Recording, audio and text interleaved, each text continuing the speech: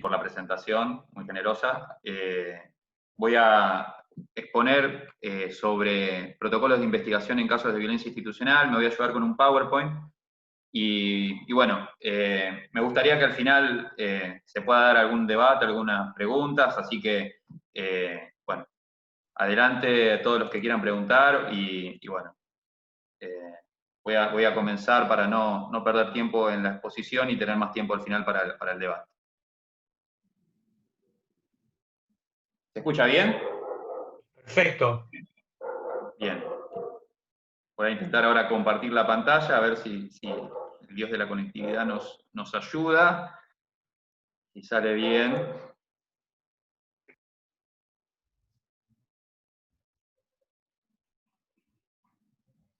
¿Se ve bien ahí? Perfecto. Buenísimo, bueno. Como les dije, voy a hablar sobre protocolos de investigación en casos de violencia institucional. Quizás muchos lo conozcan, vamos a hablar específicamente de dos protocolos, del protocolo de Minnesota y el protocolo de Estambul. El protocolo de Minnesota, voy a empezar por ahí, es el primero en el tiempo. Es un protocolo que, en principio, digamos, partiendo de la pregunta inicial, ¿qué es un protocolo? Un protocolo, en principio, es una descripción de prácticas deseables, de prácticas adecuadas para una investigación. El protocolo de Minnesota, puntualmente, es una descripción de cuáles son las obligaciones de los estados, es decir, qué prácticas deben obligatoriamente llevar adelante los estados para realizar una investigación adecuada, y cuáles son los estándares comunes y las directrices para investigar adecuadamente potenciales muertes ilegales. Por un lado, entonces, le dice a los estados cuáles son sus obligaciones, pero además describe de manera detallada cómo hacer para cumplir esas obligaciones. ¿Quién dictó el protocolo de Minnesota? El protocolo de Minnesota fue dictado por la Oficina del Alto Comisionado de Naciones Unidas, fue consecuencia de un trabajo de abogados de derechos humanos de la ciudad de Minnesota, y por eso tomó ese nombre, y como les digo, fue aprobado ya en el año 1991, es decir, tiene una larga trayectoria el protocolo. Fue actualizado y ampliado en el año 2016, y hay una versión en español, lo cual le da un nivel de accesibilidad muy grande y es de muy fácil acceso y consulta por todos. ¿Cuál es la finalidad del protocolo? Es decir, ¿para qué nos sirve? Por un lado, establece el deber de todo involucrado en una investigación de una muerte potencialmente ilegal de investigar de acuerdo a él. Entonces, ¿qué significa esto simplificado? Si uno es un investigador, si es un agente del Estado que tiene la obligación de investigar un delito de los que incluye el protocolo, le dice cómo debe hacer esa investigación. Es decir, le dice buenas prácticas para que su investigación se ajuste al criterio de investigación adecuada.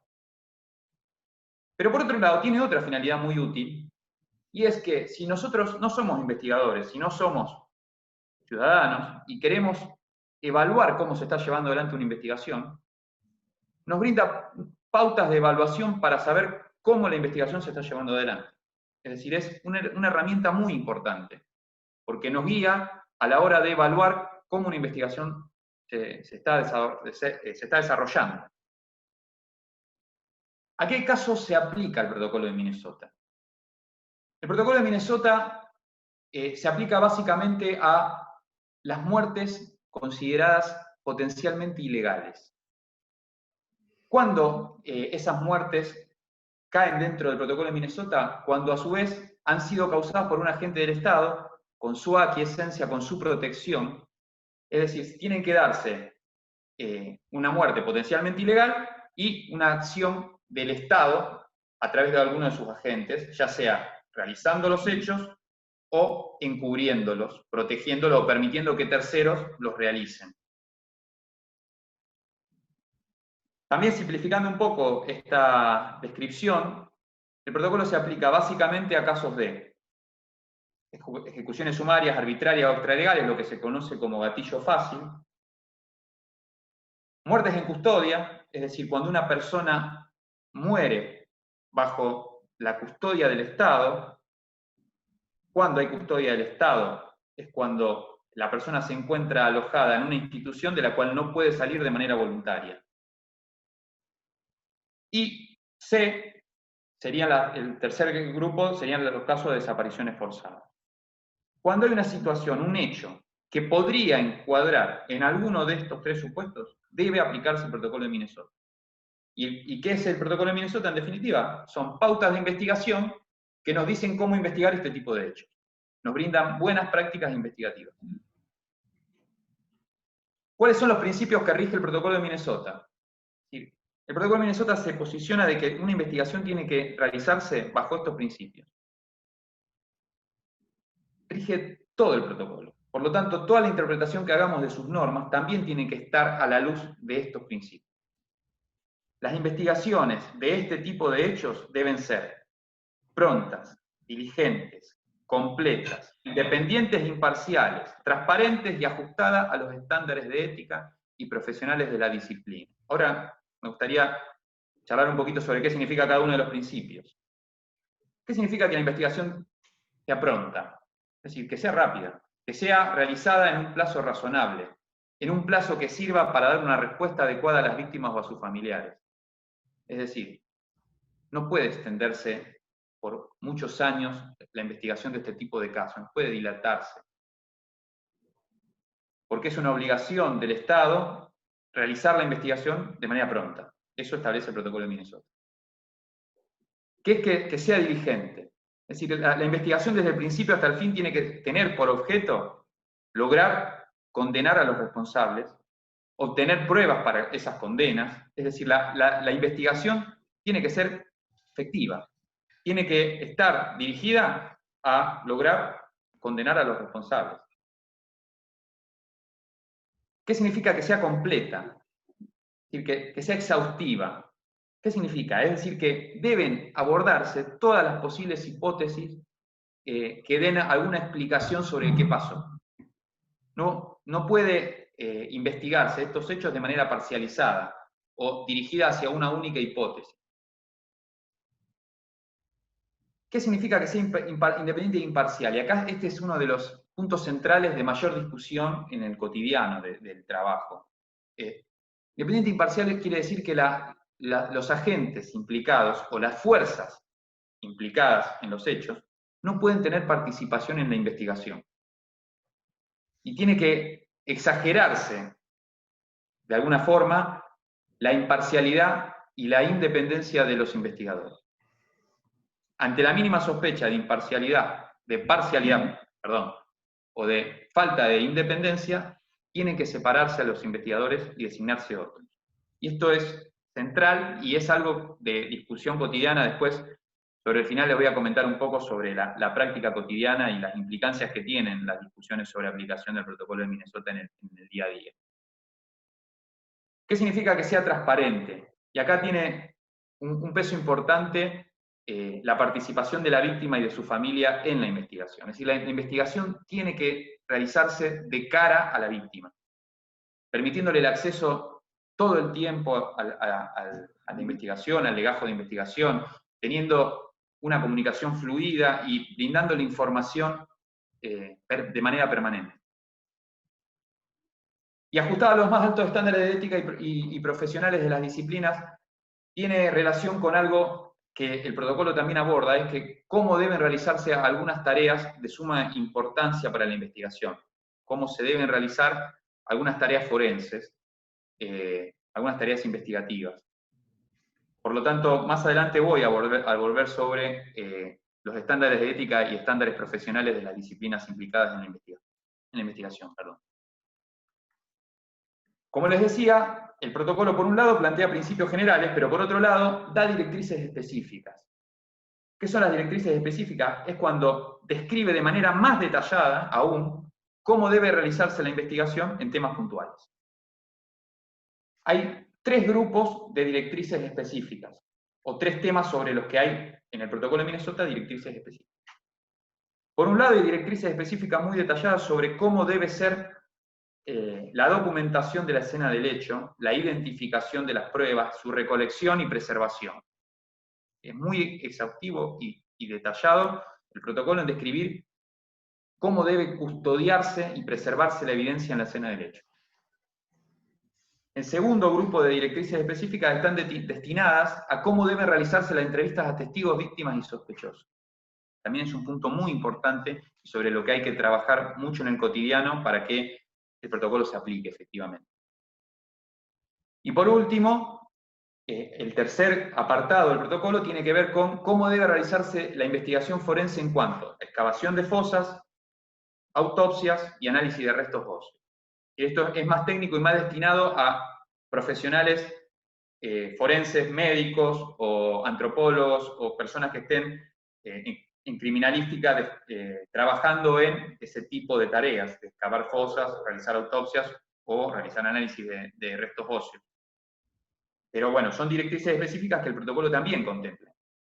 Y acá me remito a lo que dije al principio. Si nosotros no sabemos del tema, al menos podemos ver si la Fiscalía está realizando este tipo de tareas ajustadas o no al protocolo. Es decir, nos sirve como un mecanismo de control, más allá si no somos el investigador responsable de llevarlo adelante. Y acá es la parte quizás central, digamos, de las discusiones, que para mí me parece ya zanjadas, pero nunca está de más tenerlas presentes. ¿Cuál es el valor jurídico del protocolo de Minnesota? ¿Hasta dónde podemos nosotros presionar para que se cumpla?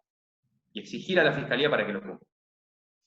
Por lo tanto, si bien el protocolo de Minnesota es soft law, es decir, no es derecho duro exigible, porque no es parte de una convención o de un tratado, sino es una especie de norma interpretativa que dicta la Oficina del Alto Comisionado de Naciones Unidas, por jurisprudencia de la Corte Interamericana o de varios órganos de tratados, han establecido como estándar que la aplicación del protocolo de Minnesota es equivalente a realizar una buena investigación. Por lo tanto, el Estado argentino ha ratificado convenciones y tratados, y esos tratados, a partir de la reforma del 94, fueron incluidos por el artículo 75, inciso 22, a la letra misma de la Constitución Nacional, tienen jerarquía constitucional. Por lo tanto, como los órganos de esos tratados han dicho que para cumplir con el tratado hay que aplicar el protocolo de Minnesota cada vez que se encuentre vulnerado el derecho a la vida, el protocolo de Minnesota se vuelve obligatorio. Porque los máximos órganos de los tratados, que sí son obligatorios, así lo establecen. Esto reitera un poco la idea, es decir, la Corte Interamericana de Derechos Humanos, la Comisión de Derechos Humanos de Naciones Unidas han dicho que la única manera de garantizar el cumplimiento de la Convención Interamericana de Derechos Humanos o del Pacto de Derechos Civiles y Políticos o Declaración Universal de Derechos Humanos es aplicando el protocolo de Minnesota cada vez que se encuentre en juego una vulneración del derecho a la vida. Es decir, que haya una violación de un derecho humano. Ahí alguien levantó la mano, no ¿quieren que hagamos la pregunta al final? ¿Sigo? Me dicen. No, continúa Marcelo. Aprovecho para recordar que cualquier pregunta que tengan pueden ir dejándola en el chat de la sala y al final va a haber un espacio en el que los panelistas van a responder. Gracias. Gracias, Camila. De mi parte no es problema, pero para hacerlo más ordenado me parece mejor hacerlo de esa manera. Hay jurisprudencia muy relevante sobre el tema. Jurisprudencia de la Corte Interamericana de Derechos Humanos. Este PowerPoint yo lo puse a disposición de las chicas organizadoras para que después lo distribuyan entre todos los que participan, porque es jurisprudencia muy interesante y es jurisprudencia donde la Corte, en el caso, por ejemplo, masacre de Mapiripán contra Colombia, dice expresamente que tiene que aplicarse el protocolo de Minnesota como forma de garantizar una investigación adecuada. Los principios que rigen una investigación se extraen del protocolo de Minnesota. Y luego hay otros fallos de la Comisión Interamericana, de la Corte Interamericana. Me corrijo de lo que dije al principio, es la Corte Interamericana la que dicta estos fallos, en donde establecen principios que se toman del protocolo de Minnesota, aunque no menciona el protocolo de manera expresa. Por ejemplo, sobre diligencia de la investigación, ahí cito un par de fallos, o sobre eficacia de la investigación, cito otros casos muy conocidos, digamos, son fallos reconocidos de la Corte Interamericana, a los que está bueno siempre volver. Luego voy a hacer un punto importante sobre el cotidiano, la tarea cotidiana a la hora de trabajar estos casos, por lo menos desde la defensa pública, interactuando con la Fiscalía, cuáles son las discusiones y cuáles los problemas que se presentan. Ahora voy a continuar desarrollando el protocolo de Estambul y al último un comentario final. El protocolo de Estambul es muy parecido al protocolo de Minnesota, pero tiene una especificidad. Está destinado a otro tipo de hechos. Está destinado a investigar hechos de tortura. Por lo tanto, al igual que el protocolo de Minnesota, es una descripción de las obligaciones legales, de los estándares comunes y directrices referidos a la tortura, en lugar de los hechos de muerte potencialmente ilegales, pero al igual que el protocolo de Minnesota, también fue dictado por el Alto Comisionado de Naciones Unidas, tiene los mismos principios básicos, y el valor jurídico es el mismo, digamos, porque tanto como el protocolo de Minnesota también ha sido reconocido por los órganos de aplicación de los tratados contra la tortura con una validez similar y una obligación por parte de los estados de aplicarlo para cumplir con ese tratado. ¿Cuál es la diferencia con el protocolo de Minnesota? Bueno, la especificidad radica justamente en los hechos que está destinado a investigar. Tiene por objeto investigar la tortura, los tratos crueles, inhumanos o degradantes. Por lo tanto, ahí hay una especificidad en la víctima, que la víctima se encontraba o se encuentra bajo la custodia del Estado en la mayoría de los casos. Por lo tanto, hay un interés del protocolo de tener esa circunstancia presente, porque hay un grave riesgo de repetición de los hechos, porque esa víctima, si cuenta lo que sufrió, si relata los hechos, puede ser revictimizada. Y además, a la hora de relevar los hechos, hay directrices específicas de cómo entrevistar para que los hechos puedan ser narrados y no exista un ocultamiento o una negativa a la develación de los hechos por temor a la represalia posterior. Entonces, esa es la especificidad del protocolo de Estambul. También tiene directrices detalladas y específicas para, al igual que el protocolo de Minnesota, pero esta vez destinadas específicamente a entrevistas de víctimas y testigos, con la especificidad de que pone de manifiesto la salvaguarda posterior y hace una referencia específica a cómo deben ser las visitas a los centros de detención. Y por otro lado, tiene una especificidad en cuanto a cómo deben ser los exámenes médicos y exámenes psicológicos para entrevistar a personas que han potencialmente sido víctimas de tortura. Esto es importante en cuanto al consentimiento informado, la confidencialidad de la entrevista y la exhaustividad y documentación metódica de lo que se relata. Esto es muy importante. Es muy importante tenerlo presente para aquellos que alguna vez tengamos la necesidad de entrevistar a alguien potencialmente víctima. Porque si no se cumple con estas directrices, muy probablemente o no nos enteremos de lo que pasa, no veamos un fenómeno y de alguna manera propiciemos que el hecho se siga produciendo. Y por otro lado, si nos cuentan pero no lo aplicamos adecuadamente, generamos el riesgo de una revictimización, digamos, que la persona sea nuevamente víctima. Algunas observaciones finales, no sé cómo estoy de tiempo, porque no me fijé el reloj a la hora de empezar, eso me pasa por la ansiedad que es recurrente en mi caso. No sé cómo estoy. Bien. Acá me voy a detener en algunas cuestiones. La importancia del protocolo de Minnesota o del protocolo de Estambul en la práctica. Y acá voy a elegir dos casos que sucedieron en Rosario. Me voy a tomar unos minutitos para contarlos porque veo que mucha gente es de afuera y seguramente no los conozcan. Son casos muy similares en donde la documentación de la evidencia es muy diferente en uno de otro, la cantidad de evidencia colectada, en virtud de la participación en distintos momentos de las querellas. Es decir, una querella que arranca desde el primer momento y una que se suma cuando ya prácticamente la investigación había finalizado. Y esto para tomar conciencia de lo importante y lo trascendente de exigir la aplicación del protocolo de Minnesota del minuto cero. Los casos a los que hago referencia son los casos de los fallecimientos de Iván Mahfoud, por un lado, y por el otro lado, el caso que tiene como consecuencia el fallecimiento de David Campos y Emanuel Medina.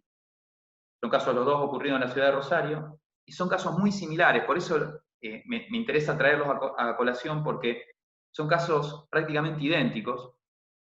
Los hechos suceden, digamos, a partir de una identificación policial de un vehículo automotor, intentan detenerlo, el auto no se detiene, empieza a tratar de evadir el control, y en ambos casos le empiezan a disparar al auto para que frene. Las personas obviamente se asustan, empiezan a huir, y en ambos casos la persecución termina con un fusilamiento de los conductores de los autos, que terminan con la muerte de estas tres personas. Por un lado de Iván Mahfoud y por otro lado de David y Emanuel. ¿Qué pasó en el caso de Iván Mahfoud? En el caso de Iván Mahfoud, la querella recién interviene cuando la investigación estaba concluida. La recolección de toda la evidencia en el lugar del hecho, las pruebas periciales balísticas, los testimonios iniciales de los posibles testigos del lugar del hecho, todo fue colectado por la propia policía de Santa Fe, que era la involucrada en la persecución y la que potencialmente podría haber cometido un acto ilícito. La versión policial, en ambos casos, tuvo como objetivo centrar que, previo a la muerte, hubo un enfrentamiento armado entre las víctimas y la policía. En ambos casos la explicación policial fue similar. Y en ambos casos hubo armas que aparentaban estar plantadas. La diferencia es que en el caso de Iván Mahfoud, toda la recolección de evidencias balísticas del lugar del hecho, la fotografía, las entrevistas a testigos, todo fue realizado por la propia policía. En el caso de David Campos y Emanuel Medina, la situación es diferente. El mismo momento que están sucediendo los hechos, la querella empieza a intervenir y empieza a pedirle al fiscal que aparte a la policía del lugar, que la pericia balística sea realizada por una fuerza diferente. Eso la fiscalía adhiere, accede y aparta a la policía de Santa Fe y delega la investigación balística en la Policía Federal. Lo mismo que las entrevistas a las personas es comandada directamente por personal de la fiscalía, las entrevistas a los testigos. Y cuando uno observa, ya con el paso del tiempo, digamos, con el diario del lunes, llamémoslo, cómo se llegó a juicio, con qué evidencia colectada se llegó a juicio en un caso y en el otro, podríamos decir, en un caso aplicando bien a rajatabla el protocolo de Minnesota en cuanto a independencia a la hora de investigar, exhaustividad a la hora de la recolección de la prueba, documentación adecuada del lugar del hecho. Cuando uno compara los dos casos, uno se da cuenta que haber aplicado el protocolo de Minnesota generó un caudal probatorio muchísimo más sólido para lograr efectivamente probar en juicio la hipótesis de que no fue un enfrentamiento, sino que fue una muerte ilegal por el uso ilegal de la fuerza.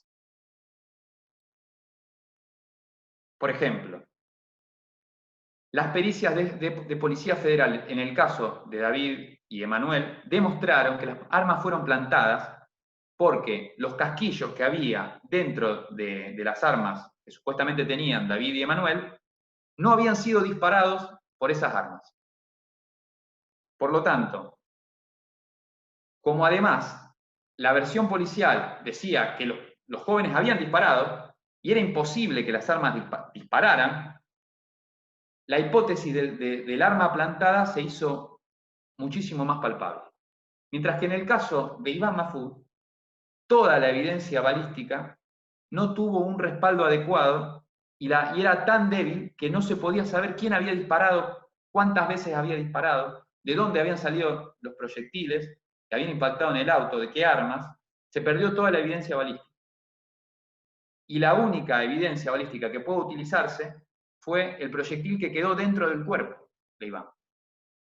Con ese proyectil, en el juicio, en primera instancia se condenó solamente por un homicidio culposo, basándose en el exceso en el ejercicio del cumplimiento de un deber, y luego en cámara es revocada la sentencia y se lo condena por el homicidio, pero solamente al policía, al único policía que se le pudo demostrar que había disparado, que era el que había disparado la bala que le dio en la cabeza a Iván. Por otro lado, en el caso de David y Emanuel, la prueba es tan contundente que ahora mismo se está desarrollando el juicio oral con 3 policías imputados por el homicidio calificado, por el uso de arma de fuego, por el ejercicio en su función, el abuso en el ejercicio de su función. Y además están en el juicio todos los policías que firmaron el acta de procedimiento, porque esa recolección balística demostró que el acta de procedimientos era evidentemente falsa, porque todo lo que decía en el acta no coincidía con lo que la prueba balística acreditaba, cosa que no se pudo demostrar en el caso de Iván.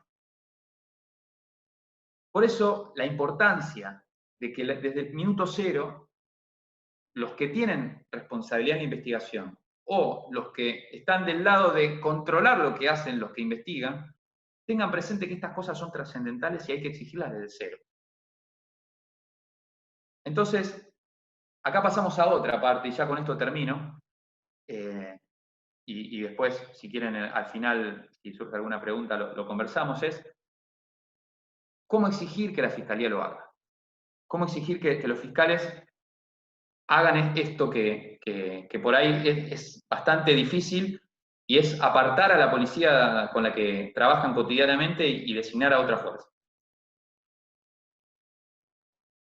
Por un lado, me remito a lo que ya dije sobre la exigibilidad, digamos, lo que implica jurídicamente el protocolo de Minnesota en términos de responsabilidad del Estado argentino. Pero en términos prácticos, por ejemplo, en Santa Fe hay una resolución de la Fiscalía Regional de Rosario que obliga a aplicar el protocolo de Estambul a los fiscales ante la mínima sospecha de que existe un caso de tortura. Por lo tanto, hay una herramienta jurídica interna de la Fiscalía que nos permite a nosotros exigir en otros términos. Es decir, ya no solamente discutiendo el valor jurídico del protocolo de Minnesota, sino diciendo, esto es tu obligación, está escrito en la resolución 12 del 2014 del fiscal regional de Rosario, no puedes elegir aplicarlo o no. Por lo tanto, la discusión ya no empieza a ser, tengo o no que aplicar el protocolo de Minnesota, sino empieza a ser, ¿qué implica aplicarlo? Y ahí la discusión se centra en apartar, por ejemplo, a la policía de la provincia de Santa Fe. Es lo mismo que apartar a la fuerza de investigación normal, por ejemplo, la Policía de Investigaciones de Santa Fe, y permitir que investigue asuntos internos de Santa Fe. Eso, de alguna manera, ¿cubre el requisito de la independencia? Bueno, de nuestra parte entendemos que no, pero es una discusión que se sigue dando en el cotidiano. Es decir, asuntos internos, ¿es una fuerza aparte o no? ¿Es lo suficientemente independiente o no? Nosotros entendemos que no.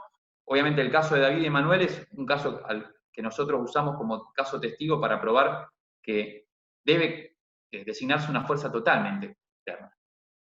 O sea, la Policía Federal, o la Policía de Seguridad Aeroportuaria, o Gendarmería, o la Prefectura Naval, pero no puede ser asuntos internos de la policía. Otra discusión que se da cotidianamente es, el protocolo de Minnesota pareciera que solamente es hacer la autopsia de manera adecuada, pero las entrevistas a los testigos, a los potenciales testigos, tiene que darse de acuerdo a las directrices que el propio protocolo establece. Es decir, no alcanza con decir, yo aplico el protocolo de Minnesota, solamente porque hago la autopsia como el protocolo indica. El protocolo tiene un montón de otras cosas que también tenemos que exigir, que son igual o más importantes. Por eso, la importancia de conocerlo para poder exigirlo, cuando uno tiene que ser el contralor de cómo se investiga.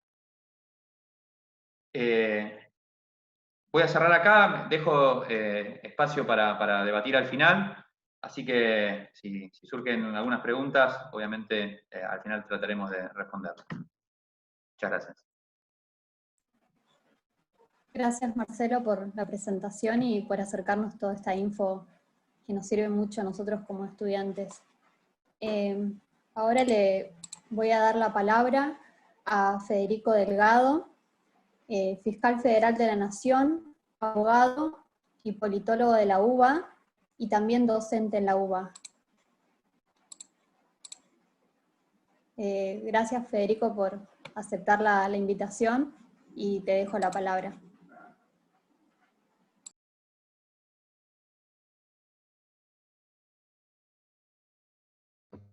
En realidad, el agradecido soy yo. Gracias a todas, a todos y a todes. Yo les propongo hacer un recorrido en un sentido similar al que hizo Marcelo, pero en un nivel un poco más general, tratando de abordar toda esta historia de la violencia institucional y de la construcción de una justicia autónoma, y de pensar un poco cómo facilitar el acceso a la justicia, no a la justicia como si fuese una licuadora en la que metemos un montón de cosas y sale un trago, sino como un espacio que de verdad articule, solucione y de alguna manera componga los conflictos sociales. Voy a mirar la hora, así no les robo tiempo y hablamos entre todos, que es un poco mejor. En realidad, digamos, me parece a mí que yo trabajo hace bastante tiempo. Para los que no saben, yo entré a tribunales cuando tenía 19 años, entré como meritorio, y por esas cosas de la vida me designaron fiscal hace muchos años. Y vengo trabajando el tema de la justicia hace bastante tiempo, en la facultad, con libros, con papers, en fin, con charlas.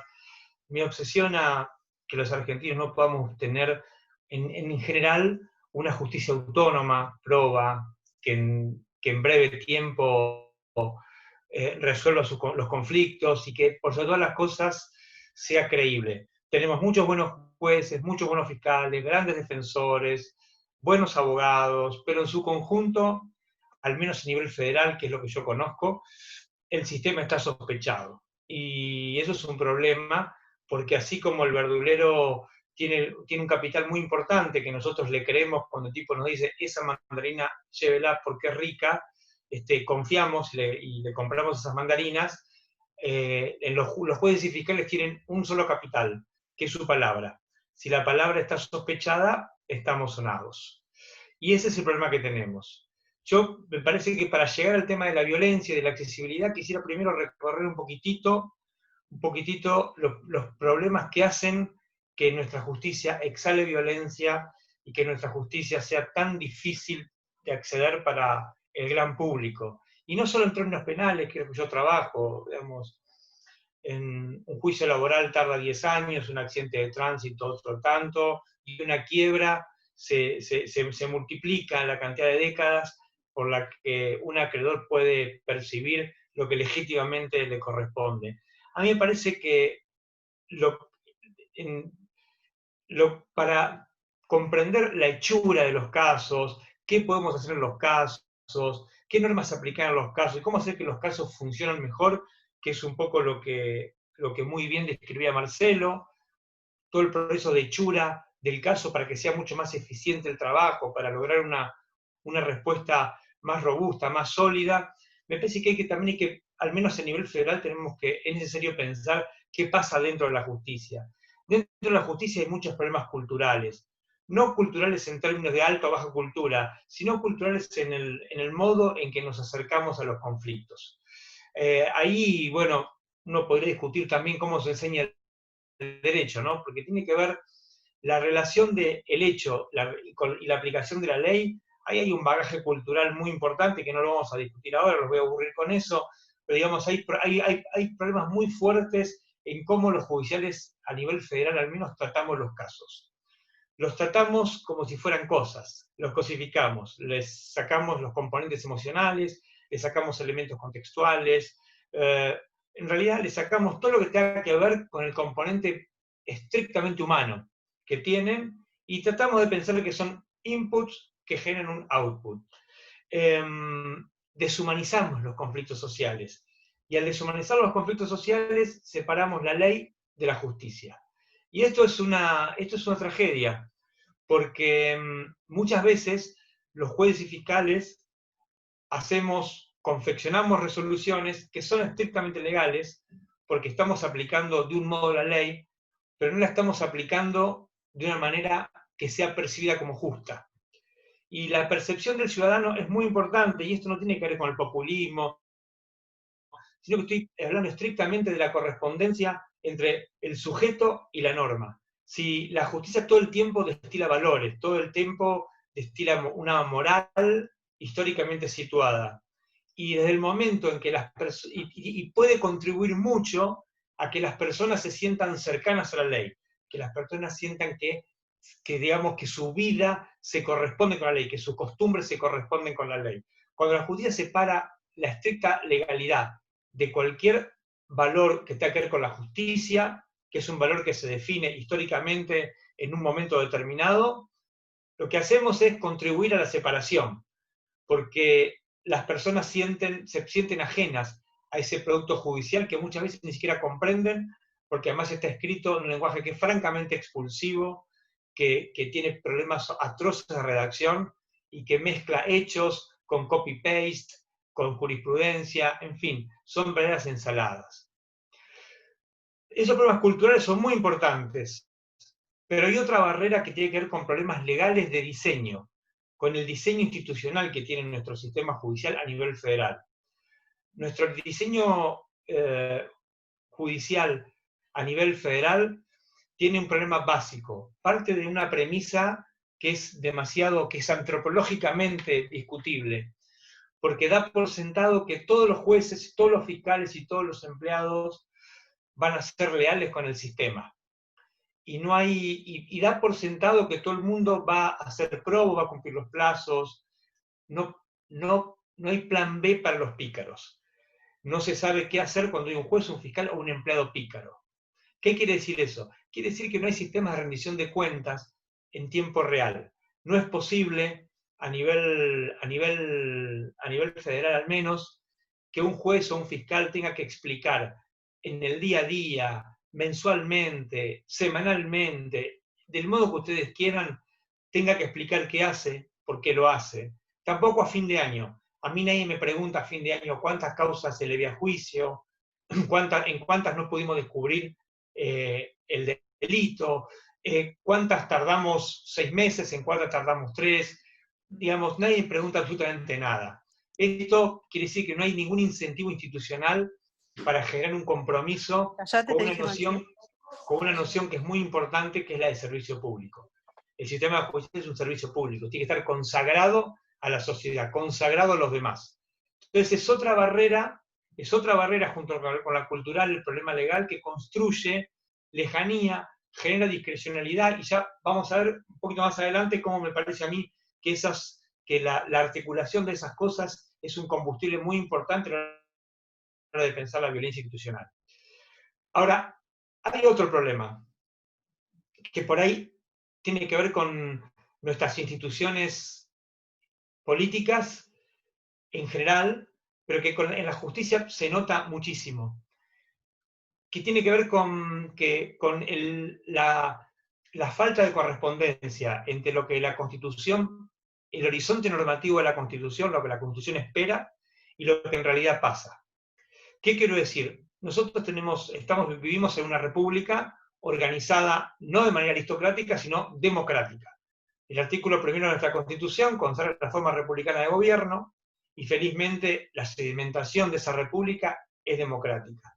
Que claramente estamos lejos del ideal normativo de la Constitución, pero eso no deja de ser el horizonte por el que tenemos que trabajar y hacia el que tenemos que acercarnos. La república, ¿por qué se distingue? Se distingue por la libertad. La república, el rasgo distintivo de la república es la libertad política. La libertad política, ¿qué supone? La libertad política supone que vivamos nosotros, los ciudadanos, los que somos ciudadanos, que podamos vivir sin pedir permiso, decía Marx. ¿Qué quiere decir vivir sin pedir permiso? Quiere decir que no reconocemos otro tipo de dominación que no sea la de la ley. No reconocemos ningún tipo de interferencia arbitraria, real ni potencial, absolutamente de nadie, porque en tanto república, en tanto organización política de la libertad, el único elemento que nos expresa en nuestra gramática es la gramática de la ley. La ley nos expresa y a ella le demos obediencia. Estamos fuera de cualquier otro tipo de instancia. Ahora, ¿qué pasa?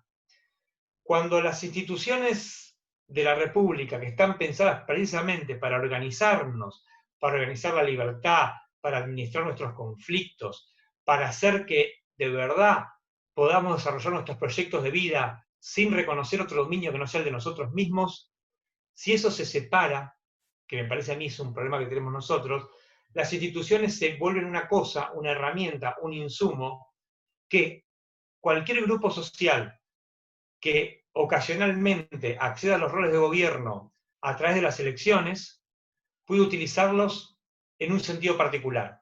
Y ustedes saben mejor que yo que el lenguaje de la Constitución, la gramática de la ley, la hechura de las instituciones es por vocación universal, es para todos.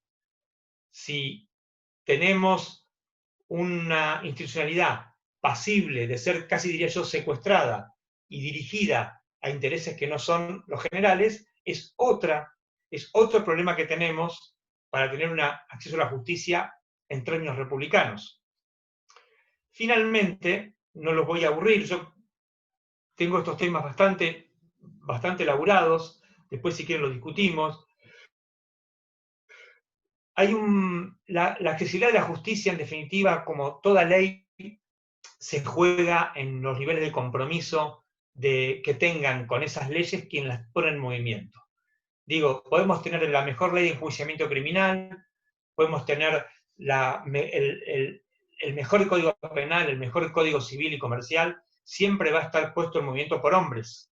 Siempre los hombres tenemos la posibilidad de cumplir las leyes, de no cumplirlas o de torcerlas parcialmente.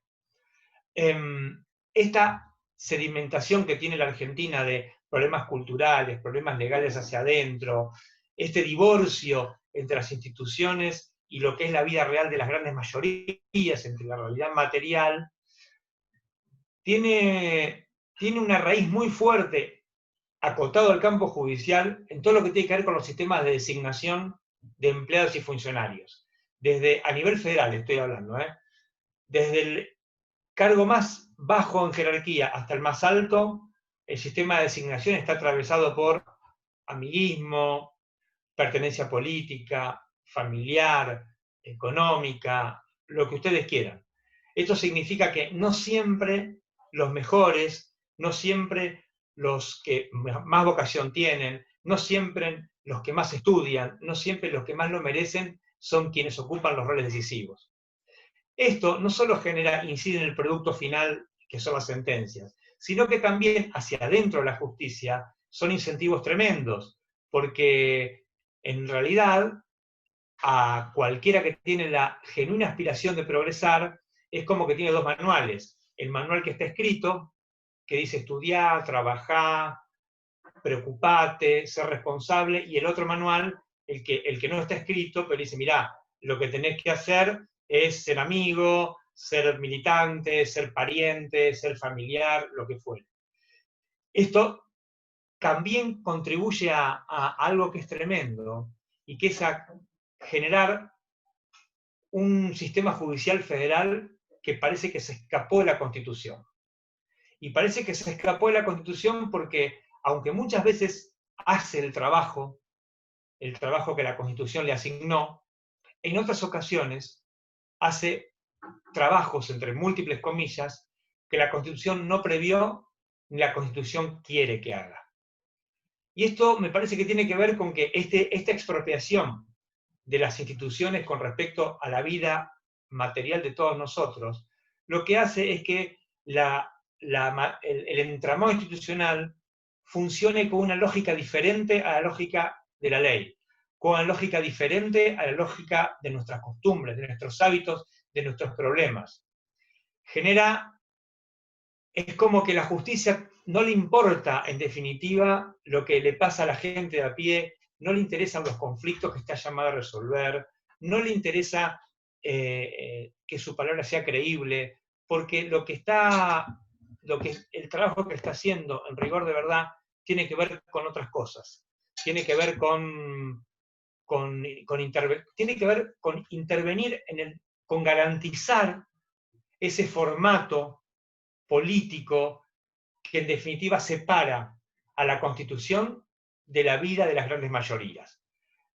En definitiva, la justicia hace un trabajo que tiene que ver con reforzar esa expropiación que nos aleja de la república, nos aleja de la democracia y nos acerca a lo que el viejo republicanismo mediterráneo decía, el Estado social que es diferente al Estado civil, o lo que a veces vemos en la facultad, al Estado de naturaleza. Esto que yo lo estoy diciendo muy breve, muy rápido, es muy complejo, es muy grave, a mí me angustia mucho, pero tengo algunos indicadores que me permiten sostenerlo. Nosotros no podríamos pensar en una justicia que tiene patologías como el armado de causas, sin esta expropiación, sin estos problemas culturales, legales, sin estos problemas filosóficos, sin estos problemas de corrupción, sin estos problemas de separación, sin este secuestro de las instituciones de la Constitución de la vida de todos nosotros. Tampoco podríamos pensar en un sistema judicial que convalide casos de gatillo fácil, que convalide o que convalide por tardanza muchos crímenes, 25 años en un caso de corrupción, una justicia que sea tan dura con los débiles y tan débil con los fuertes, una justicia que abuse de la prisión preventiva, una justicia que sea incapaz de condenar o siquiera descubrir y enjuiciar a grandes lavadores de dinero, a grandes evasores de impuestos. Acá hay un problema que uno puede pensarlo siempre en clave de son estos jueces corruptos, son estos 5 jueces, estos 5 fiscales, es el Código Penal, es el Código de Procedimiento. En realidad, seguramente de todo eso hay un poco, pero hay un problema subyacente que es, me parece a mí, el problema de la separación de las instituciones y de la vida material de todos nosotros. Eso, ¿cómo funciona? ¿Cuál es el muro que separa esas dos cosas que deberían estar unidas? Bueno, a mí, y perdón por la autorreferencia, pero lo acabo de trabajar en un libro que acabo de sacar, que se llama República de la Impunidad, me parece que es la impunidad, precisamente lo que permite esa separación que nos ha quitado la posibilidad de fundar políticamente la libertad, al menos por ahora. ¿Por qué la impunidad? Porque la impunidad atraviesa todos nuestros comportamientos y la hemos naturalizado. Hemos construido socialmente, algunos por acción, otros por omisión, una impunidad que nos llevó a naturalizar en una sociedad que el crimen, las faltas, en general no tienen ningún tipo de costo. Esto, y es esa impunidad, esa ausencia de costo, la que permite que la justicia haga ese trabajito de contribuir a separar las instituciones de la vida de las grandes mayorías. Es esa justicia que tarda en investigar la corrupción, es esa justicia que no ve el lavado de dinero, que no ve la evasión impositiva, que utiliza la prisión preventiva como una forma de regular la cuestión de la inseguridad, que no digo que hay delitos, hay que castigar todos los delitos. Lo que pasa es que a veces la ley está pensada para operar en contextos. La justicia muchas veces simplifica y desarrolla una función latente de casi de control social para resolver el problema de la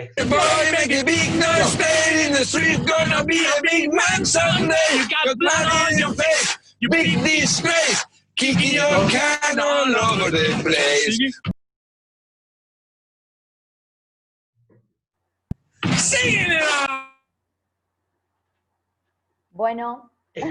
Tuvimos un acto, tuvimos como en el subte, alguien que entra, empieza a cantar en el Claro. vagón del subte y nos distrajo.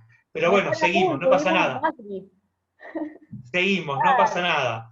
Digo, a mí me parece que también esta lejanía, vamos directamente al punto. Me parece que estas cosas hacen que la justicia sea un lugar al que para las grandes mayorías es muy difícil entrar, es muy complicado relacionarse, es brutalmente difícil generar credibilidad, y la justicia cuando separa la ley de la justicia o cuando directamente contribuye a fomentar impunidad, lo que está haciendo es destilando violencia. Lo que está haciendo es a una sociedad que tiene muchos problemas, muchísimos problemas, y muchos problemas de violencia no solo física, sino simbólica, que tiene semejante nivel de problemas, cuando la justicia lo que tiene que hacer es tomar un conflicto, resolverlo de acuerdo con la ley y devolverlo a la sociedad de modo tal de que esa sentencia sea como un bálsamo, que calme las aguas y que sea respetado por el que pierde y por el que gana. Cuando la justicia no hace eso, lo que está haciendo es reproducir esa matriz de violencia. Lo que está haciendo es destilar un mensaje igual o peor que el que recibió. Y en un mediano plazo, esa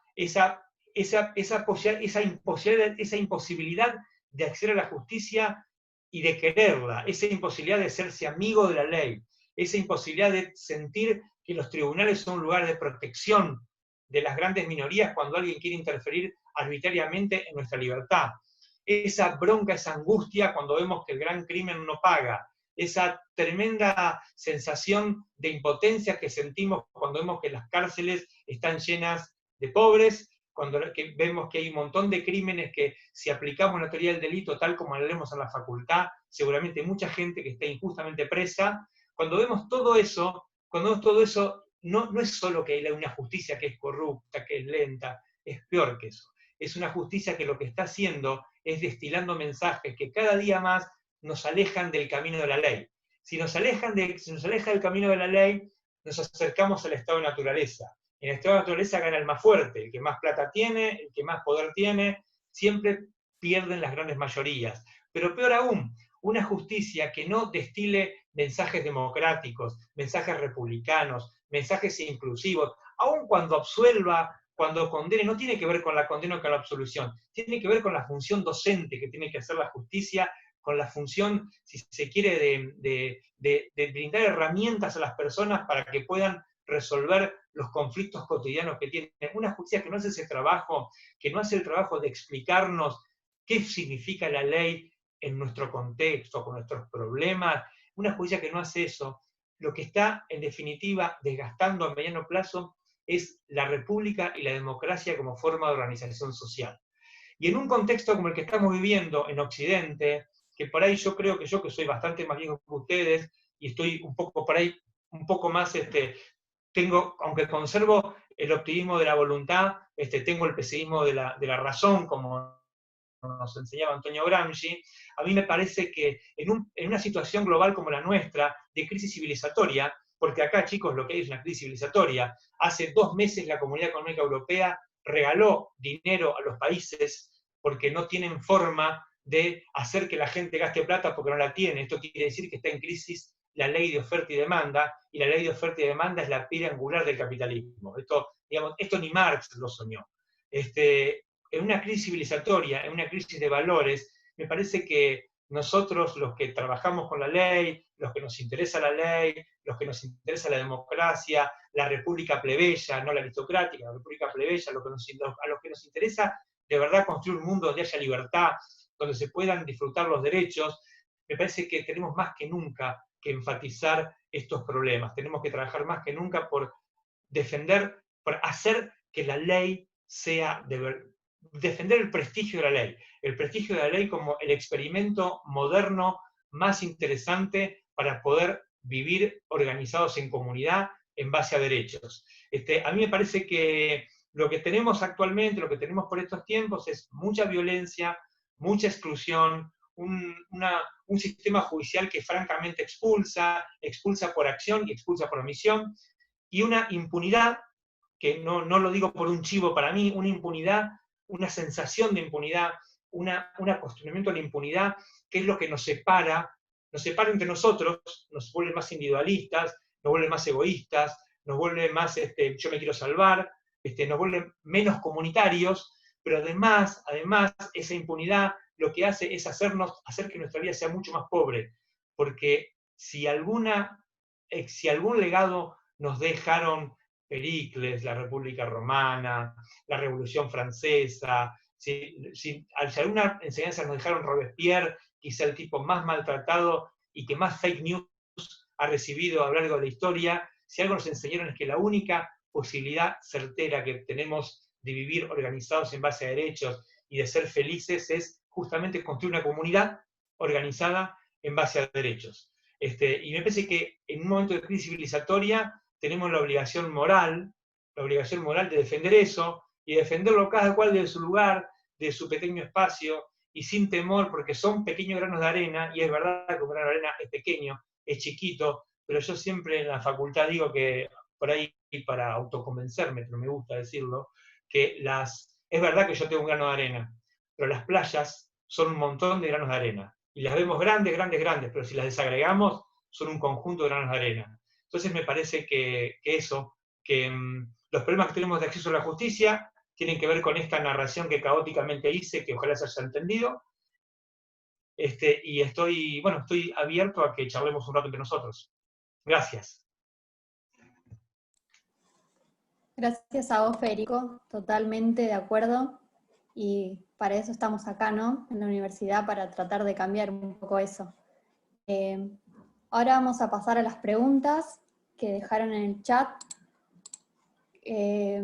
Santiago Gutiérrez, buenas noches. Tengo una pregunta para Marcelo Marasca. ¿Qué pasa con el protocolo de Minnesota en el caso donde las desapariciones forzadas hacen que se pierda el rumbo en el relevamiento de datos, ya sea por mala praxis o por acción voluntaria en contra de los derechos humanos y a favor de gobiernos totalitarios o represivos?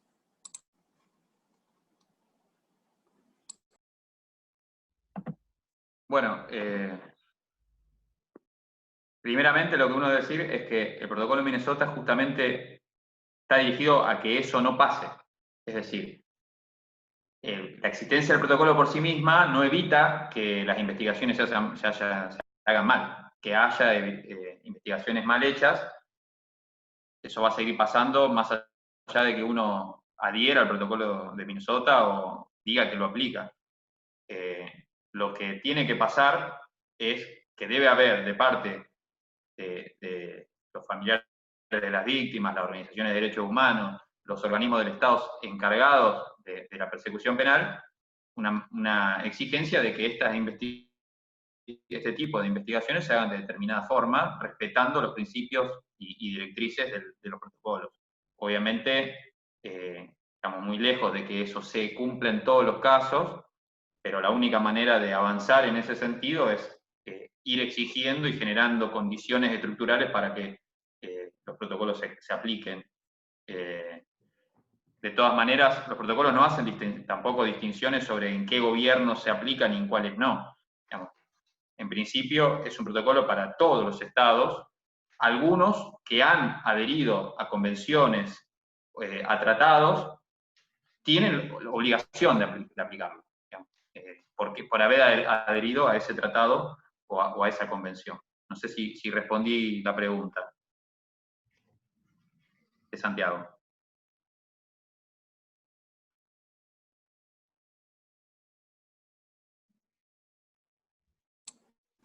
Creo que quedó claro. No sé si Federico quisiera agregar algo. No, que estoy muy de acuerdo con que las leyes no distinguen quién, cuándo y qué gobierno. Son por vocación universales. Estoy de acuerdo con Marcelo. Y ahí me parece que, ya que estamos entre abogados, o estudiantes, o futuros abogados, ahí me parece que es imperativo discutir un poco en algún momento cómo enseñamos el derecho, ¿no? Y qué concepción del derecho tenemos. A mí me parece que el derecho, creo que el neoliberalismo ha atravesado a las casas de estudio, a las universidades. No quiero hablar del plan de estudio de ustedes porque no lo conozco, pero al menos el de la UBA, o en la UBA, el de la Ditela, varias acá en Buenos Aires, las más antiguas sobre todo, la verdad que nos preparan para comprender cómo funcionan las leyes, cómo esas leyes se interrelacionan entre sí, pero me parece que le falta ese componente filosófico que acerque al abogado de la justicia. Entonces me parece que muchas veces tenemos un montón de herramientas, un montón de protocolos, de tratados, de normas de colaboración, de modos de hacer los casos correctos, pero que nos falta por ahí esa formación, esa sensibilidad, esa humanización para comprender que estamos trabajando con conflictos humanos. Y me parece que las leyes, la eficacia de una ley, yo porque tengo más años que ustedes, me parece que gran parte se juega en el compromiso que tiene quien la pone en movimiento. Y por eso me parece que es tan importante trabajar en la formación, no solo de los abogados, sino también de la burocracia judicial. Eso. Muchas gracias. Paso a leer otra pregunta. La pueden contestar cualquiera de los dos, de Natalia Maimo. ¿Existe algún protocolo internacional para investigación de abusos sexuales en la fuerza policial? No lo sé, no sé vos, Marcelo. No conozco. Me mataste.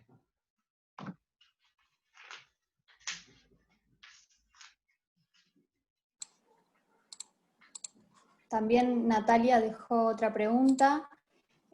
¿Puede pedirse el cumplimiento del protocolo sin haberse constituido en querellante particular por encontrarse la causa en etapa de investigación preliminar?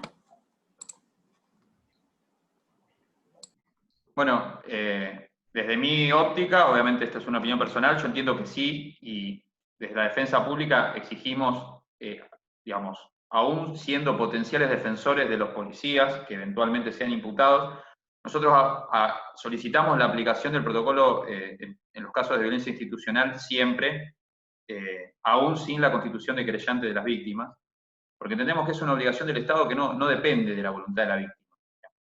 Investigar de manera adecuada es una obligación asumida por el Estado, más allá de que la víctima tome una forma de participación o no dentro de la investigación. Mucho más, sin duda, si es querellante, pero aún, digamos, sin serlo, y uno podría a lo mejor plantarse por aplicación de la ley de víctimas, que es bastante nueva, digamos, podría pensar que la víctima y los familiares, en los casos en donde la víctima ha fallecido o ha muerto en manos del Estado, tienen un derecho, digamos, por el solo hecho de ser víctima a solicitar, a pedir. Y obviamente a pedir que el Estado aplique y cumpla con las obligaciones en relación a la manera de investigar de manera adecuada estos hechos. Por lo tanto, yo entiendo que no es necesario ser querellante para exigir. Y así lo hemos exigido, aún sin constituirnos como querellante, desde ya como defensa pública, y, digamos, hemos encontrado en la Fiscalía, digamos, una aceptación de que podemos pedir, y luego, obviamente, se discute, como les decía, qué implica aplicar el protocolo de Minnesota. Pero no se discute, por lo menos en Rosario, no se discute que cualquiera puede pedir la aplicación del protocolo.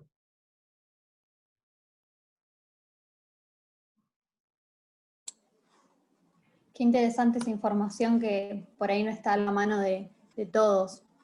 Este es el espacio para compartir todo eso. Hago otra pregunta de Julieta Zabate de Rosario. ¿Hay algún motivo o presunción de por qué los fiscales no aplican los protocolos de manera obligatoria e inmediata en casos en que el Estado esté implicado?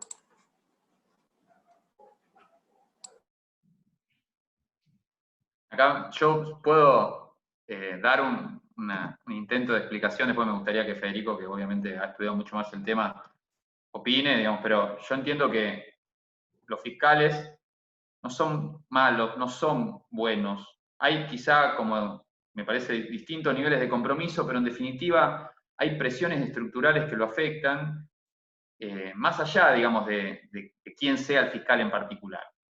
Y esas presiones estructurales tienen muchísimo que ver con lo que relataba Federico recién, es la ausencia de rendición de cuentas, las presiones mediáticas, las presiones políticas del lobby policial en algunos casos. Otras veces esas presiones se pueden equilibrar con la presión que generan organismos de derechos humanos exigiendo determinadas acciones. Es decir, la existencia del protocolo por sí mismo no es mágico, digamos. Y eso también lo vinculo con algo que decía Federico, me parece súper interesante, que tiene que ver con la enseñanza del derecho como una especie de legalismo mágico que movemos la ley, ponemos este artículo acá y la realidad se transforma. Y la ley es un espacio de disputa política, de disputa de sentido, y ese sentido muchas veces hay que ganarlo, hay que pelearlo políticamente a partir de los medios de comunicación o a partir de dar el debate de manera pública y salir a discutir sentido. Es decir, eso no fue un enfrentamiento, fue un fusilamiento, volviendo al ejemplo que yo les contaba. Eso es, de alguna manera, tratar de equilibrar esas presiones que los fiscales tienen, dándole herramientas para, de alguna manera, que las presiones no sean solo para no aplicar el protocolo y que tenga que, de alguna manera, equilibrar las tensiones y elegir entre aplicarlo y no aplicarlo de una manera más equilibrada. Y no que todas las tensiones sean para no aplicarlo. Por lo tanto, a mí, más allá de que obviamente mi exposición fue totalmente jurídica y bastante legalista, si se quiere, entiendo que la letra de la ley, las interpretaciones jurídicas, en definitiva, son una más de las herramientas que tenemos para tratar de entrar a ese juego de construcción de sentido que es, en definitiva, la aplicación del derecho. No sé si, digamos, ahora lo voy a dejar a Federico para que, obviamente, le dé un poquito más de letra a esto, que fue un poco caladurismo. No, yo coincido plenamente. Yo diría, mira, estoy muy de acuerdo. Primero, el tema de la ley y la magia es maravilloso. Las leyes en sí mismas, ya lo dijimos, ¿no? Hace falta hacerlas que sean eficaces. A mí me parece que lo que hay que construir, al menos el Ministerio Público Fiscal a nivel federal, es instituciones fuertes. Se habla mucho de esto. ¿Qué quiere decir una institución fuerte? Una institución fuerte quiere decir que la institución haga un trabajo más allá de la persona que ocupa el cargo.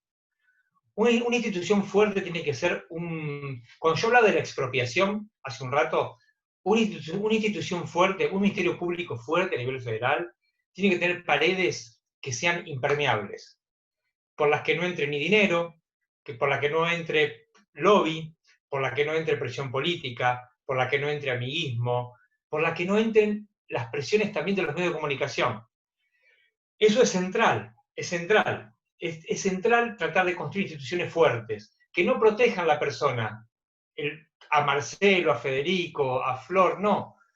Que proteja la función. Eso se hace con mucho tiempo, con mucho compromiso, con muchas reglas y con mucha ética. Ahora, mientras tanto hay que hacer algo. Bueno, es un proceso construirlas. A mí me parece que, por ejemplo, con los casos de alto impacto, siempre tenemos la tensión entre la institución judicial y la pata mediática, que es por donde por ahí entran, o por ahí el clamor popular y la necesidad de dar una respuesta. Y ahí, en general, los judiciales a nivel federal es cuando hacemos las grandes macanas, cuando queremos buscar una respuesta rápida, y entonces tenemos un desfasaje entre lo que lleva a construir un caso y la ansiedad y la velocidad de los medios de comunicación. Eso, por definición, va a ser siempre un problema. No me parece mal que sea un problema, me parece que es bastante lógico. Son intereses diferentes, funciones diferentes. Ahora, yo en mi libro eso lo llamo los poderes salvajes. Hay que domar los poderes salvajes. Los poderes salvajes hay que embridarlos y subordinarlos a la Constitución. Con el tema de las presiones de los medios, que es un tema que siempre surge, ¿qué se puede hacer de la justicia? Bueno, primero respetar que las empresas de medios son empresas privadas con un fin público. Perfecto. Pueden decir lo que quieran, pero siempre embridadas a la Constitución. Cada cual después se hace cargo de lo que dice. Pero por definición está muy bien que cualquiera diga cualquier cosa. Ahora, hay problemas brutales dentro de la propia institución judicial a nivel federal. ¿Por qué? Porque hay una mentira piadosa que dice que los jueces y fiscales hablan a través de sus sentencias o dictámenes. Y eso es una mentira. Porque todo el tiempo, todo el mundo, al menos acá en federal, nivel federal, todo el mundo habla todo el tiempo con los periodistas y esa es la explicación por la que hay tanta información judicial en los diarios y en los portales, ¿verdad? Ahora, eso es un problema muy grande a la hora de resolver el caso, porque a veces los propios judiciales, hablando off the record, es decir, sin dar el nombre, son quienes alimentan la propia ansiedad que hay en la sociedad a través de los medios. ¿Entiendes lo que digo? Es como que nos estamos mordiendo la cola cuando es como querer correr y mordernos la cola. Ahora, eso, ¿cómo se construye institucionalidad en ese caso? Bueno, a mí me parece que, por ejemplo, podría haber una oficina de prensa en el Ministerio Público Fiscal, en el Poder Judicial, en los edificios, que se encargue de hablar y decir lo que pueda, las veces que haga falta, con todos los medios, democráticamente, sin elegir a este porque me gusta lo que piensa, este porque me llevo mejor, este periodista me cae tal cual, y dejar de hablar off the record. Que ningún juez o fiscal pueda datear a un periodista, porque ahí es cuando se mezclan internas, intereses, cuento la mitad, lo que me parece, cuento lo que yo creo, mi especulación, y que en rigor de verdad, si algún juez o fiscal cree que tiene que hablar, porque parte de su trabajo es hablar, es dar la cara, bueno, que lo haga con nombre y apellido, como se dice, on the record. Pero me parece que lo que hay que construir es instituciones fuertes. Se construyen día a día, no hay magia para esto, pero se construyen con este tipo de dispositivos, me parece, pequeños, que no hace falta grandes reformas, lo que sí por ahí hay que consultar a los que hace mucho tiempo estamos trabajando en tribunales y más o menos no es que seamos muy genios, sino que vemos por dónde se cometen las faltas, dónde hay pequeños espacios para trabajar y despacito ir suturándolos, no veo otro camino.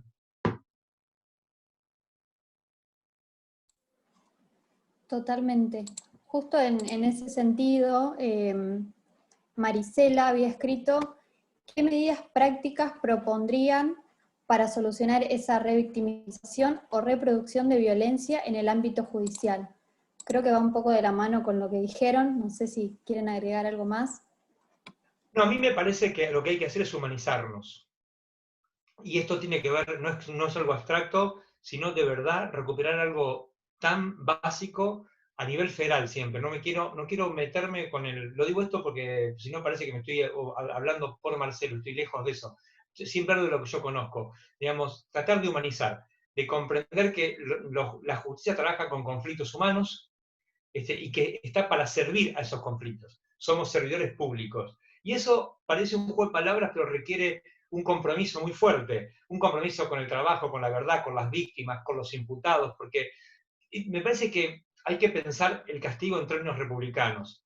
Y en términos republicanos supone que el castigo o un juicio siempre es un ejercicio de rendición de cuentas. Rendición de cuentas de un ciudadano que cometió una falta con respecto a otro ciudadano o con respecto a todos los ciudadanos si es un delito de acción pública, pero siempre un ejercicio de rendición de cuentas, porque la rendición de cuentas supone explicaciones mutuas y está pensando en que no hay un martillazo en la cabeza para depositar a alguien en una cárcel y que no vuelva nunca más a la sociedad, sino que supone un espacio de reflexión, tanto del que quiere castigar como del que puede recibir el castigo. Y pensé que hay que pensarlo en eso. Y para pensar en esa clave hay que humanizarse y hay que, además de estudiar la ley, hay que a la ley devolverle todos los componentes políticos que tuvo siempre la ley, componentes políticos en el sentido más puro del término, ¿no?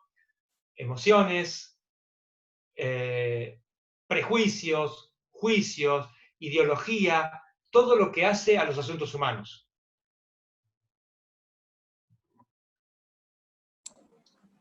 Muchas gracias. A ver, Paula Franco dejó una pregunta actual también interesante, es ¿qué pasa con los derechos que no son cumplidos de personas privadas de su libertad? Por ejemplo, lo que sucedió hace poco ante el reclamo carcelario que se mediatizó debido al COVID-19. Eso también es violencia institucional. Marcelo, por ahí que... Y yo, básicamente, para no apartarme mucho del tema que expuse, entiendo que la situación dentro de las cárceles muchas veces es encuadrada por el protocolo de Estambul, lo que se considera tortura o malos tratos, y hay varios fallos, jurisprudencia de la Corte Suprema que establece que el hacinamiento, la superpoblación, la ausencia de servicios esenciales, la falta digamos, de posibilidades de estudiar, de trabajar, de recibir un tránsito adecuado en cuanto a la ejecución de su pena, son malos tratos. Por lo tanto, cómo se deben investigar esos hechos y cómo de alguna forma el Estado debe dar cuenta, exige también que las investigaciones se realicen a partir del protocolo de Estambul, pero además exige algo más, y es que los que tenemos, y esto a veces también yo tengo que de alguna forma plantearlo, porque uno se siente un poco, a veces, parte del problema. Los que tenemos, los que vamos a la cárcel, muchas veces empezamos a naturalizar un montón de cosas que pasan porque son menos graves que otras cosas que también pasan. Entonces, vamos a una cárcel y vemos que está sobrepoblada y hay situaciones de tortura, de conflictos graves entre personas privadas de libertad, hay motines, hay aislamiento de personas contra su voluntad, hay falta de atención médica adecuada, hay falta de comida. Bueno, y uno empieza a pensar en abordar esos problemas y naturaliza a algunos y a otros les da mayor preeminencia. Entonces, hay como un piso de violaciones que empieza a ser no visible, ¿no? Empiezan a ser consentidas por los operadores. Entonces discutimos sobre, por ejemplo, la falta de atención médica, pero que la comida es mala, empieza a ser algo que ya empieza a ser tolerado por todos, ¿no? Y eso, como un operador, muchas veces me cuestiona, me interpela, y me hace pensar, digamos, ¿qué debemos hacer para que eso no pase? Y muchas veces no tengo una respuesta, y bueno, también hay que tratar de, digamos, de cuestionarnos nuestras acciones. Muchas veces he ido a la cárcel y me he ido y siento que no todas las veces he sido lo suficientemente proactivo en plantear todas las irregularidades que pasan, porque uno, digamos, muchas veces se siente abrumado por la cantidad de cosas que ve. Y elige algunas, y otras elige no verlas, como un proceso creo yo, de negación para poder seguir adelante haciendo más o menos lo que uno cree, ¿no? Entonces, por ahí está bueno, de vez en cuando, y para no extenderme, volver a repensar qué es violencia institucional, hasta dónde estamos dispuestos a someter a las personas privadas de libertad, hasta qué nivel, digamos, y qué grado de inhumanización estamos dispuestos a someterlos y a tolerarlos. Sí, yo solo para agregar que el lenguaje del Estado es el lenguaje de la vida. El lenguaje del Estado es el lenguaje de los derechos, su gramática es el derecho. Y justamente nos reunimos en comunidades políticas para suprimir la violencia. Entonces, cualquier cosa que pase en una cárcel, que sea cosificar a una persona, es una manifestación de violencia institucional. Y no hay que naturalizarla. Es difícil la pelea, es muy asimétrico, porque lo que uno ve, y uno se mira a sí mismo y lo compara con lo que ve y dice, ¿yo qué puedo hacer con esto? Es cierto, comparto lo que dice Marcelo, francamente, es muy difícil. Pero me parece que igual no hay que perder el eje, ¿no? El lenguaje del Estado es el lenguaje de la vida.